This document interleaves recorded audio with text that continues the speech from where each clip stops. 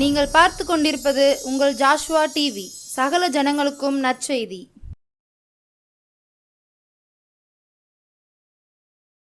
பரலோக நாட்டிலே பரிசுத்த இயேசுவை பார்த்து மகிழ்ந்திடுவேனே, அல்லேலூயா பாடி மகிழ்ந்திடுவேனே, பார்த்து மகிழ்ந்திடுவேனே, அல்லேலூயா பாடி மகிழ்ந்திடுவேன். பரலோக தந்தையை நன்றி சொல்கிறேன். இந்த நல்ல நேரத்துக்கு ஸ்தோத்திரம் இயேசப்பா. இந்த புதிய வருஷத்தில் ஆண்டோடைய நாமத்தை இந்த டிவி வழியாக மகிமைப்படுத்த கொடுத்த கிருபைக்காக நன்றி சொல்கிறேன். அடிமை மறைத்து பேசுங்க, பெரிய காரியங்களை செய்யுங்க. இயேசுவின் நாமத்திலே ஜெபிக்கிறோம் பிதாவே, ஆமென்.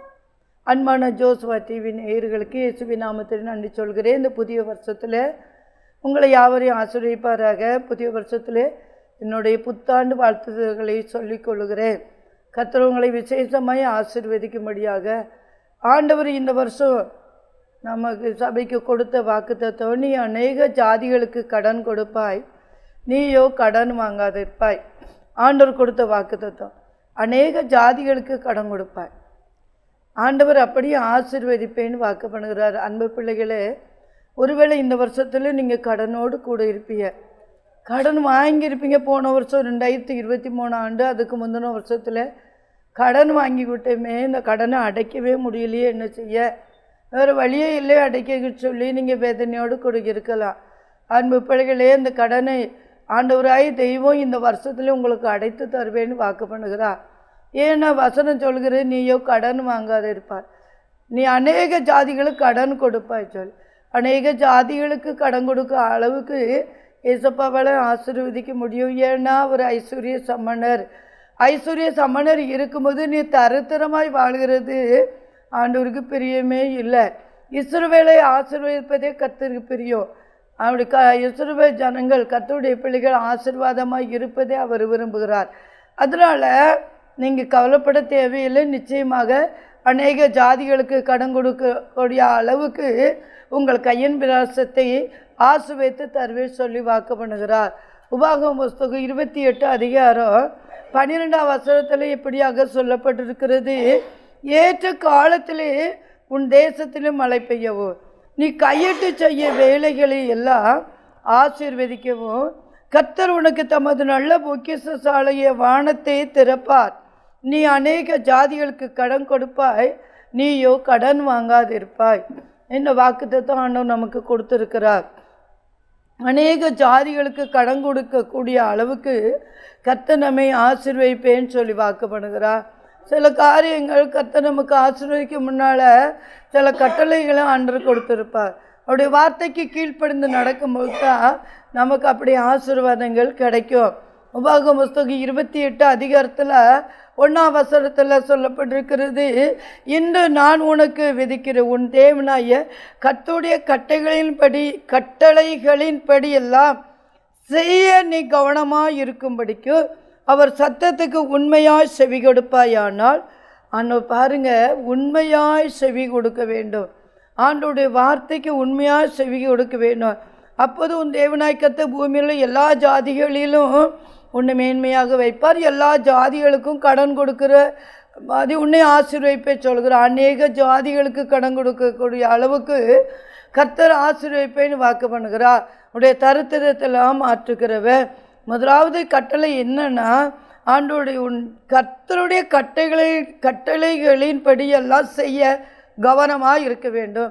ஆண்டவர் கொடுத்த கட்டளை 10 கட்டளை கொடுத்துருக்கிறார், அதன்படி செய்ய கவனமாக இருக்கணும். கவனமாக அந்த கட்டளைப்படி நம்ம நடந்தால் தான் நமக்கு அந்த ஆசீர்வாதங்கள் கிடைக்கும். அடுத்தால் அவருடைய சத்தத்துக்கு உண்மையாக செவி கொடுக்க வேண்டும். ஆண்டவர் கூப்பிடும்போது அவருடைய சத்தத்தை கேட்டு உண்மையாக செவி கொடுக்க வேண்டுமா? பாருங்கள், ஆண்டோடைய சத்தத்தை நிறைய பேர் கேட்குறதே கிடையாது. சாத்தானுடைய சத்தத்தை கேட்பாங்க, சாத்தான் கூப்பிடுதும்பாங்க, பேர் சொல்லுதும்பாங்க. ஆனால் ஏசப்பா கூடுறது, அவர் பேர் சொல்லி அழைக்கிற தேவன், அதெல்லாம் கேட்குறதே கிடையாது. அவருடைய சத்தத்துக்கு உண்மையாக செவி கொடுக்கும்போது தான் கர்த்தர் நமக்கு ஆசீர்வாதங்களை தர முடியும். அநேக ஜாதிகளுக்கு கடன் கொடுக்கவர்களாக கர்த்தர் நம்மை ஆசீர்வதிக்க முடியும். அன்பு பிள்ளைகளே, கர்த்தர் உங்களை அப்படியே ஆசீர்வதிப்பேன்னு வாக்கு பண்ணுகிறார். அவருடைய சத்தத்துக்கு கவனமாய் செவி கொடுக்க வேண்டும். அந்த தாவீது ஆண்டவருடைய சத்தத்துக்கு கவனமாய் செவி கொடுத்ததுனால ஆடு மேய்த்து கொண்டிருந்த தாவீதை கர்த்தர் ராஜாவாக மாற்றி விட்டார். இவ்வளோ பெரிய ஆசீர்வாதம் பாருங்கள். ஒரு யோசேப்பு பரிசுத்தத்தில் உண்மையாக இருந்ததுனால பல பாடுகள் வந்துச்சு. குழியில் தூக்கி போட்டாங்க, சிறைச்சாலைக்கு போக வேண்டிய சூழ்நிலை வந்துச்சு. ஆனாலும் அந்த யோசேப்பை கர்த்தர் உயர்த்தி தேசத்திலே உயர்த்தி விட்டார். எவ்வளோ பெரிய ஆசீர்வாதம் பாருங்கள். உங்களோட அண்ணன் தம்பி அப்பா அம்மா எல்லாரும், அவங்க சொந்தக்காரங்க எல்லாரும் அவங்க கால் மாட்டில் போயிருக்காங்க. அவங்களுக்கு சாப்பாடு கொடுக்கக்கூடிய அளவுக்கு அந்த யோசேப்பை ஆசீர்வதித்திருக்கிறார். கர்த்தருடைய கட்டளைக்கு கீழ்ப்படிந்து நடக்கும் பொழுது தான் அப்படிப்பட்ட ஆசீர்வாதங்கள் கிடைக்கும். நிறைய பேர் கடன் வாங்கி வச்சுட்டு இந்த கடனை அடைக்க முடியல அப்படின்னு நினச்சிட்டு விதையுண்டு இருப்பாங்க. கடன் வாங்காது இருப்பேன்னு சொல்கிறாரு. அப்போ வாங்காமல் இருந்தால் தான் அநேக ஜாதிகளுக்கு கடன் கொடுக்க முடியும். பாருங்கள், அது மட்டும் இல்லை, 8ஆம் வசனத்தில் சொல்லியிருக்கிறது, கர்த்தர் உன் களஞ்சியங்களிலே நீ கையிட்டு செய்யும் எல்லா வேலைகளிலும் உனக்கு ஆசீர்வாதம் கட்டளையிடுவார். பாருங்கள் எப்படி ஆசீர்வாதம் வரும்னு சொல்லி, உன் தேவனாய கர்த்தரின் கட்டளைகளை கை கொண்டு அவர் வழிகளில் நடக்கும்போது தான் ஆண்டவர் ஆசீர்வதிப்பாரா. ஆண்டவருடைய வழிகளில் நாம் நடக்க வேண்டும். பாருங்கள், அவருடைய வழிகளில் நாம் நடக்கும்போது பரிசுத்த ஜனமாக நிலைப்படுத்துவான்னு சொல்லப்பட்டிருக்கிறது. பரிசுத்த ஜனம், அல்லேலூயா, தைக்குலாம் கர்த்தருடைய பிள்ளை, ரட்சிக்கப்பட்ட பிள்ளைகள், ஆண்டவருடைய பிள்ளை, பாவத்திலிருந்து விடுதலை பெற்ற பிள்ளைகள் பரிசுத்த ஜனமாக நிலைப்படுத்தி நம்மளை ஆசீர்வதிக்க விரும்புகிறார். நீதிமான்கள் பனையை போல செழிப்பார்கள் சொல்லப்பட்டிருக்கிறது. பாருங்கள், அநேகருக்கு கடன் கொடுக்கக்கூடிய அளவுக்கு ஒரு பெரிய ஆசீர்வாதம் வேணும்னா நம்ம ஆண்டோடைய வார்த்தை, அவருடைய வழிகளில் நம்ம நடக்க வேண்டும். உன் வழியை கர்த்தருக்கு ஒப்புவித்து அவர் மேல் நம்பிக்கையாயிரு, அவரே காரியத்தை வாய்க்க பண்ணுவார் என்று வசதி சொல்லப்பட்டிருக்கிற. பாருங்கள், நம்ம வழியை ஆண்டவருக்கு ஒப்பு கொடுத்து அவர் மேலே நம்பிக்கை இருக்கணும். அப்போ தான் நம்ம ஆசீர்வதிக்க முடியும், நாம் ஆசீர்வதிக்கப்பட முடியும். அப்போ தான் நம்ம அநேகருக்கு ஆசீர்வாதம் மாற்ற முடியும். அநேகருக்கு கடன் கொடுக்கக்கூடிய அளவுக்கு கர்த்தர் நம்மை மாற்றுவார். பாருங்க, ஆதியாகமம் 12ஆம் அதிகாரத்தில் 1ஆம் வசனம் சொல்கிறது, ஆபிரகாமை நோக்கி, நீ உன் தேசத்தை உன் இனத்தையும் உன் தகப்பனுடைய வீட்டை விட்டு புறப்பட்டு நான் உனக்கு காண்பிக்கும் தேசத்துக்கு போ. ஆண்டவர் என்ன சொல்கிறாரோ அப்படி கீழ்ப்படிந்து இந்த ஆபிரகாம் போனான். ஆண்டோடைய வார்த்தைக்கு கீழ்ப்படிந்ததுனால தான் ஆசீர்வதிக்கப்பட்டார். அநேகர் ஆண்டோடைய வார்த்தையை கீழ்ப்படுகிறதே கிடையாது, ஜபிக்கிறதே கிடையாது. பிறகு எங்கே இருந்து கடன் அடப்படும், எங்கே கடன் கொடுக்க அளவுக்கு ஆசீர்வாதங்கள் வரும். அன்பு பிள்ளைகளை, இன்றைக்கு நம்ம ஆண்டவர் சமூகத்தில் அர்ப்பணித்து கடன் கொடுக்கிற பிள்ளைகளாக மாற்றும்படியாக நம்ம ஆண்டோடைய வார்த்தைக்கு கட்டளைக்கு கீழ்ப்படிந்து நடக்கும்போது தான் தேவன் அப்படியே ஆசீர்வதிப்பார். அது மட்டும் இல்லை, என்ன சொல்கிறாரு, 12 அதிகாரம் 1-2 வசனத்தை, நான் உன்னை பெரிய ஜாதியாக்குவேன், உன்னை ஆசீர்வதித்து உன் பேரை பெருமைப்படுத்துவேன், நீ ஆசீர்வாதமாக இருப்பார். பாருங்க, இவ்வளோ பெரிய ஆசீர்வாதம். அந்த ஆபிரகாம் சொன்னபடி தான் ஆண்டவர் என்ன சொன்னாரோ அதைப்படி தேசத்தை விட்டான், இனத்தை விட்டான், தகப்பனுடைய வீட்டை விட்டான், எல்லாத்தையும் விட்டு ஆண்டவர் சொன்ன இடத்துக்கு காண்பிக்கிற தேசத்துக்கு போனான். அதனால் கர்த்தர் ஆபிரகாமை ஆசீர்வதித்து அவர் பெரிய, பாருங்கள், செல்வ செழிப்பாக இருந்தான்னு வேதத்தில் வாசிக்கிறோம்.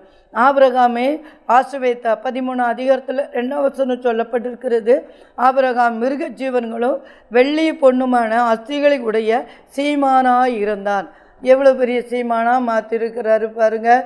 வெள்ளை பொண்ணோட சீமானா, மிருகச்சீவனுடைய சீமானா மாற்றணும்னா கண்டிப்பாக நம்ம ஆண்டவருடைய வார்த்தை என்ன சொல்கிறாரோ அதுக்கு கீழ்ப்படியும் பொழுது தான் கர்த்தர் நம்மை அநேக ஜாதிகளுக்கு கடன் கொடுக்குற பிள்ளைகளாக மாற்றுவார்.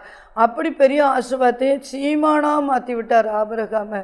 ஒன்றுமில்லா இருந்த ஆபிரகாமை அப்படியே ஆசீர்வதிச்சார். பாருங்கள், பரிசுத்தவான்கள் நிறைய பேர் ஆசீர்வதிக்கப்பட்டிருக்காங்க. அவங்களுடைய நம்ம முன்னிலை பார்க்கும்போது ஆண்டோடைய வார்த்தைக்கு அவங்க கீழ்ப்படிந்து இருந்ததுனால அவங்களை கர்த்தர் உயர்த்தி ஆசீர்வதித்திருக்கிறார்.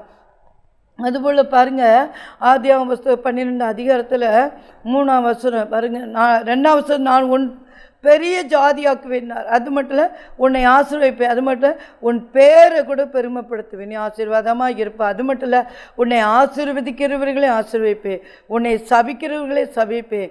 இன்னொன்று பாருங்கள், இதுதான் பெரிய வாக்குத்தத்தம், பூமியில் உள்ள வம்சங்கள் எல்லாம் உனக்குள் ஆசீர்வதிக்கப்படும். அதுதான் அந்த உனக்குள் ஆசீர்வதிக்கப்படும் அந்த வாக்குத்தத்தம் தான் நீ அநேக ஜாதிகளுக்கு கடன் கொடுப்பாய், அநேக ஜாதிகளுக்கு கடன் கொடுப்பார், உனக்குள் அநேகர் ஆசீர்வதிக்கப்படுவாங்க. பாருங்கள், கஷ்டப்படுற மக்கள், வேதனைப்படுகிற மக்கள், துயரத்தில் இருக்கிற மக்கள் ஒரு காரியத்துக்கு கடனுக்கு கர்த்தருடைய பிள்ளைகள்கிட்ட வந்தால் நிறைய பேர் நான் எத்தனை கோடி இருந்தாலும் கொடுக்கவே மாட்டாங்க. ஆனால் சிலவங்க கஷ்டத்தின் மத்தியிலும் அவங்களுக்கு உதவி செய்யணும் கொடுப்பாங்க. இதுதான் கர்த்தருடைய பிள்ளைகள் கொடுக்குற ஆசீர்வாதம். இந்த ஆபிரகாமை அப்படி தான் ஆசீர்வச்சிருந்தா. ஆண்டோடைய வார்த்தைக்கு கீழ்ப்படிந்து அவன் நடந்ததுனால என்ன சொன்னார்? பூமியில் வம்சங்குள்ள உனக்குள் ஆசீர்வதிக்கப்படும். அந்த ஆபிரகாமுடைய ஆசீர்வாதம், ஈசாக்குடைய ஆசீர்வாதம், யாக்கோபுடைய ஆசீர்வாதம் எல்லாம் அப்படியே தொடர்ந்து அல்லேலூயா நமக்கு வந்து சேருகிறது. பாருங்கள், ஈசாக்கையும் கர்த்தர் ஆசீர்வதித்தா. ஈசாக்கு ஆசீர்வதித்தா. அவன் பாருங்க சோத்திரம் 100 மடங்கு ஆசீர்வதித்தான் அப்படின்னு சொல்லி நம்ம வேதத்தில் வாசிக்கிறோம். கோடா கோடி ஆசீர்வாதத்தோடு கூட ரெபெக்காள் வந்து அவளுக்கு திருமணம் முடிக்கிறாங்க. அது பின்பா பாருங்க, அந்த ஈசாக்கை இன்னும் கர்த்தர் ஆசீர்வதிக்கிறார். அந்த ஆசீர்வாதம் நிச்சயமாக நமக்குள்ள வரும். அன்பு பிள்ளைகளே, கர்த்தர் கூட இருக்கிறதுனால அந்த யாக்கோபு அந்த ஈசாக்கு ஆசீர்வதிக்கப்பட்டான்னு இந்த வேதத்திலே வாசிக்கிறோம். எல்லாரும் கண்டுகொண்டாங்க, உண்மையிலே யாக்கோபை கர்த்தர் ஆசீர்வதித்திருக்கிறார் சொல்லி. அந்த அளவுக்கு ஈசாக்கும் ஆசீர்வதிக்கப்படுகிறார், யாக்கோபும் ஆசீர்வதிக்கப்படுகிறார். ஆபிரகாம், ஈசாக்கு, யாக்கோபு தொடர்ந்து அவருடைய சந்ததியை தேவன் ஆசீர்வதிக்கிறார். அன்பு பிள்ளைகளை, நம்ம ஆண்டோடைய வார்த்தைக்கு கீழ்ப்படிந்து நடக்கும்போது, பரிசுத்தமாய் நடக்கும் பொழுது, ஆண்டோடைய வழிகளிலே நடக்கும்போது நம்மை ஆசீர்வதித்தது மட்டும் இல்லை, நம்முடைய பிள்ளைகள் சந்ததி பரம்பரையாக தேவன் ஆசீர்வதிப்பார். அப்படி ஆசீர்வதிக்கிறவ ஆபிரகாம் கீழ்ப்படிந்து நடந்ததுனால தான் ஆபிரகாமுக்குள்ள ஆசீர்வாதம் ஈசாக்குக்கு வந்தது, ஈசாக்குள்ள ஆசீர்வாதம் யாக்கோபுக்கு வந்தது. அப்படி இஸ்ரவேல் ஜனங்கள் அத்தனை பேரும் ஆசீர்வதிக்கப்பட்டிருந்தார்கள்.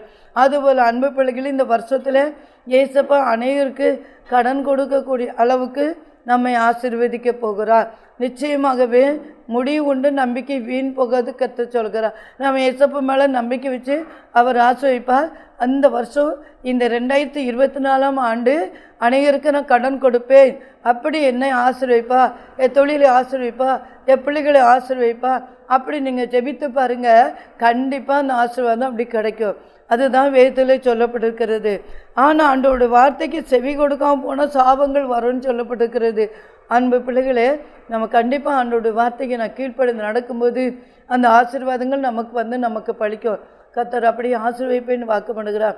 தடைகளை மாற்றுகிற தெய்வம் பெரியவர். அந்த இஸ்ரவேல் ஜனங்கள் தொடர்ந்து ஆசீர்வதிக்கப்படுகிறாங்க. இஸ்ரவேல் ஜனங்கள் எப்படி பார்வோன் கையில் இருந்து எங்கள் சுமந்து கஷ்டப்படுறாங்க. அந்த பார்வோன் ரொம்ப கொடுமை பண்ணுறான். அதையெல்லாம் ஆண்டவர் பார்த்து ஆண்டவரை நோக்கி அவங்க கூட்டுகிட்டே இருந்தாங்க. ஒரு மோசையை கொண்டு வந்து இஸ்ரவேல் ஜனங்களை வெளியே கொண்டு வந்து அவர்களை ஆசீர்வதித்தார். கானான் தேசத்தை சுதந்திரித்தார்கள் என்று நம் வேதத்திலே வாசிக்கிறோம். பாருங்கள், கர்த்தருடைய பிள்ளைகளை, பழைய ஏற்பாட்டு பரிசுத்தவான்களும் புதிய ஏற்பாட்டு பரிசுத்தவான்கள் எல்லாருமே கர்த்தருடைய வழியை கை கொண்டு நடந்திருக்காங்க. அவருடைய கற்பனை படி நடந்திருக்கிறாங்க. அப்படி நடக்கும்போது தான் அநேகருக்கு கடன் கொடுக்க அளவுக்கு அவங்க கையில் ஆசீர்வாதம் கிடைச்சிருக்கு. ஏசப்பா தர்ற ஆசீர்வாதம் பெரிய ஆசீர்வாதமாக இருக்கும். அவர் தரு ஆசீர்வாதத்தை யாராலும் தடுக்க முடியாது, சாத்தானாலும் தடுக்க முடியாது. ஒருவேளை நீங்கள் நினைப்பி எங்கள் குடும்பத்தில் செய்வன்னு வச்சுட்டாங்க, அதுக்கு அப்புறம் நாங்கள் தருத்தரம் ஆயிட்டோம், நான் நல்ல தொழிலும் ஆசீர்வாதமாக இருந்தேன், நல்ல வேலை செய்து நல்ல சம்பளம் வந்துட்டு இருந்து, தொழில் ஆசீர்வாதம் வந்து சம்பளம் கிடச்சிட்டு இருந்து, ஆனால் பாருங்கள் யாரோ ஒருத்தர் செய்வன்னு வச்சுட்டாங்க, அது நிமித்தம் என் குடும்பத்தில் பிரச்சனை அப்படின்னு சொல்லி நீங்கள் கவலைப்படுறீங்களா? அன்பரும் தேவனுடைய பிள்ளைகளே, இந்த 2024ஆம் ஆண்டு அந்த செய்வன போராட்டம் மாற்றி, அந்த தரத்திரத்தை மாற்றி உங்களை ஆசீர்வதிப்பையும் கத்த சொல்கிறார். அநேக ஜாதிகளுக்கு கடன் கொடுக்கக்கூடிய அளவுக்கு ஏசப்பா உங்களை ஆசீர்வதிப்பார். அப்படி ஆசீர்வதிப்பை சொல்கிறார். தேங்க்யூ, ஆண்டவர் நிச்சயமாகவே ஆசீர்வதிப்பார். நாம் இப்போ எல்லோரும் சேர்ந்து ஏசப்பா சமூகத்தில் கண்களை மூடி ஜெபிக்க வருவார். இப்படி ஒரு ஆசீர்வாதத்தை எங்களுக்கு தாங்கப்பா, இந்த வாக்குத்தத்த வசனத்தை நிறைவேற்றி தாங்கப்பா. வாசனத்தை நிறைவேற்றுகிற தெய்வம், வாக்குத்தத்த வசனத்தை நிறைவேற்றுகிற தெய்வம் நிச்சயமாக நிறைவேற்றி தருவார். ஏன்னா ஆபிரகாமுக்கு நிறைவேற்றி கொடுத்துருக்கிறார், ஈசாக்குக்கு நிறைவேற்றி கொடுத்துருக்கிறார். நான் உனக்கு சொன்னதை செய்யவிடும் கைவிட மாட்டேன்னு சொன்னார் அந்த யாக்கோபுக்கு, அதை நிறைவேற்றி கொடுத்துருக்கிறார். சும்மா கோளும் கையுமாக ஒன்றும் இல்லாமல் தான் மாமா வீட்டுக்கு போனான். வரும்போது பெரிய ஆசீர்வாதத்தோடு வந்தா பாருங்க. அப்படிப்பட்ட ஆசீர்வாதங்களை தெய்வம் நமக்கு தருவார். ஏன்னா அந்த யாக்கோபும் ஆண்டோடைய வார்த்தைக்கு கீழ்ப்படுந்து நடந்தான், அந்த ஈசாக்கும் ஆண்டோடைய வார்த்தை கீழ்ப்படுந்து நடந்தான். அப்படி நம்ம ஆண்டோடைய கட்டளையின்படி அவருடைய வழிகளின்படி நமக்கு நடக்கும்போது நம்மை கொண்டு கர்த்தர் பெரிய காரியங்களை செய்வார், நம்மை ஆசீர்வதிக்க முடியும். அநேகர் நம்ம கடன் கேட்கும்போது அப்படி கொடுக்கக்கூடிய ஆசீர்வாதத்தை ஆண்டவர் தருவார். பேங்கில் பணம் குறையாமல் தருவார், பீரோவில் பணம் குறையாமல் ஆண்டவர் தருவார்.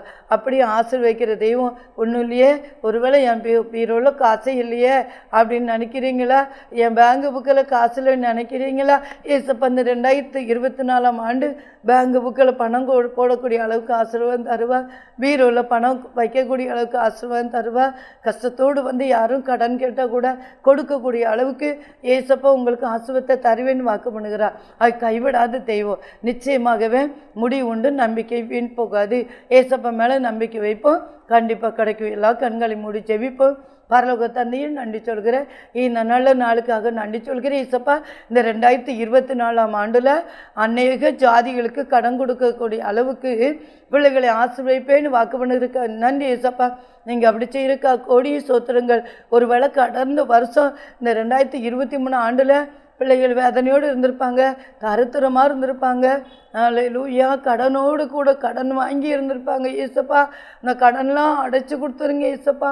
உம்மால் ஆகாத காரியம் ஒன்றும் இல்லை, நீர் ஐஸ்வர்ய சம்மனர் ஏசப்பா. அந்த கடன்லாம் அடைச்சி கொடுத்துருங்க. இன்னும் தருத்திரமாக இருக்க பிள்ளை தருத்திரம் மாற்றுங்கப்பா. வேலை இல்லாத பிள்ளைகளுக்கு வேலை கொடுத்து ஆசீர்வதிங்க ஏசப்பா. நீங்கள் அப்படி ஆசீர்வதிக்கிறதுக்காக நன்றி, உயர்த்துறதுக்காக நன்றி ஏசப்பா. 2024ஆம் ஆண்டில் அவருடைய தொழில் காரியங்கள் ஆசீர்வாதத்தை உயர்த்தி செழிப்பாங்கப்பா. ஊழியத்தில் ஆசீர்வாதத்தை கொடுங்கப்பா. ஆண்டவர் அப்படி செய்கிறதுக்காக நன்றி சொல்கிறேன். அதே செயல்களை செய்கிறதுக்காக நன்றி சொல்கிறேன் ஏசப்பா. கிருபைக்கா இறக்கத்துக்காக தோத்திரம். பரிசுத்த தகப்பனே கோடி சோத்திரங்களப்பா. அல்லேலூயா. அருமையான பிள்ளைகளுக்கா ஜெபிக்கிற, ஒவ்வொருவருக்கா ஜெபிக்கிறேன். தாகத்தோடு இருக்க பிள்ளைகளுக்கா ஜெபிக்கிறேன், வேதனையோடு கூட இருக்கிற பிள்ளைகளுக்கா ஜெபிக்கிறேன். அவருடைய கண்கள், அவருடைய கையின் பிராசத்தை ஆசீர்வைங்க, கையிட்டு செய்கிற தொழிலை ஆசீர்வைங்க ஏசப்பா. தேவன் அப்படி ஆசீர்வைக்கிறதுக்கா தோத்திரம். பரிசுத்த ராஜா நன்றி சொல்கிறேன். தமக்கு பரிசுத்த ஜனமாக நிலைப்படுத்துவார் என்று சொல்லப்பட்டிருக்கிறது ஐயா. பரிசுத்த ஜனமாக நிலைப்படுத்துங்க. பரிசுத்த ஜனமாக நிலையர்ந்த ஒரு யோசிப்பை எப்படி தேசத்தில் உயர்த்தி விட்டீங்களா, அப்படியே அருமையான பிள்ளைகளை உயர்த்தி கொள்ளுங்கப்பா. நீங்கள் அப்படி செய்கிறதுக்காக நன்றி, அதிசயம் செய்கிறதுக்காக நன்றி ஏசப்பா. கரங்களை தாழ்த்திடும் பரிசுத்த ராஜா கோடி சோத்திரம். பிள்ளைகளை வாழ்த்தி ஆசீர்வதிக்கிறேன். கிருபையினால் இறக்கத்தான் முடிச்சு விட்டுங்கப்பா.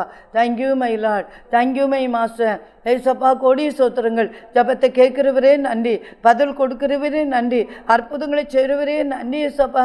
அதிசயங்களை செய்கிறவரே நன்றி சொல்கிறோம். அல்லேலூயா. கரத்திலே தாழ்த்துறோம்.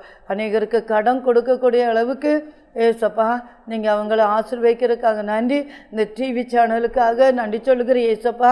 அருமையான பிள்ளைகள், இந்த டிவி சேனல் நடத்துகிறவங்களுக்கு இதுக்கு உள்ள எல்லா செலவுகளும் கொடுத்து ஆசீர்வதிங்க ஏசப்பா. அப்படி ஆசீர்வதிக்கிறதுக்காக ஸ்தோத்திரம். தேவைகளை சந்திங்க. இன்னும் பல இடங்களே, இன்னும் பல மாவட்டங்களுக்கு புதிதாக இந்த 2024ஆம் ஆண்டு அவர்கள் சேனலை ஒரே ஸ்தோத்திரம் அலையில் உயர்த்தி கொடுங்க. பல லட்சம் பேருக்கு ஆசீர்வாதமாக மாற்றி கொடுங்க ஏசப்பா. நிறைய பேர் பார்க்க உதவி செய்யுங்கப்பா. ஒரே இந்த டிவி சேனல் நிறைய பேர் பார்க்கட்டும், இந்த செய்திகளை நிறைய பேர் கேட்கட்டும்ப்பா. அவங்க உள்ளத்தில் பேசுவீராக. அருமையான பிள்ளைகளுக்கு தரத்தரத்தெல்லாம் மாற்றி ஆசீர்வதிக்க முடியாது ஜெபிக்கிறப்பா. இந்த வருஷத்தில் வீடு இல்லாத பிள்ளைகளுக்கு வீடு கட்டி விடுங்க. சர்ச் இல்லாத பிள்ளைகளுக்கு, ஊழியர்களுக்கு சர்ச்சையை கட்டி கொடுங்க இசப்பா. நீங்கள் அப்படி கட்டி கொடுக்குறக்கா தோத்துறோம். அப்படி செய்கிறதுக்காக நன்றி. அநேக பிள்ளைகள் இன்னைக்கு வெள்ளத்தில் அழிஞ்சு கஷ்டப்படுறாங்க இசப்பா, தருத்தரப்படுறாங்க இசப்பா. அந்த பிள்ளைகளை ஆசீர்வதிச்சிருங்க இசப்பா. கரத்திலே தாழ்த்துற யாரெல்லாம் வெள்ளத்தில் பாதிக்கப்பட்டாங்களோ அவங்களுக்கு ஜெபிக்கிறேன். அவங்க தருத்தரம் மாற்றி அவங்கள தொழிலை கொடுத்து ஆசீர்வதிங்க.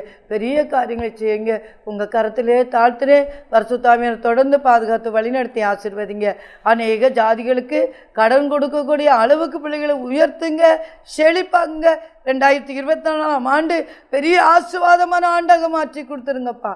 பெரிய காரியம் செய்யுங்க. ஆசிரியர் கிருபைகள் மறைத்து கொள்ளுங்க. இயேசுவின் நாமத்திலே ஜெபிக்கிறோம் நல்ல பிதாவே. ஆமென்.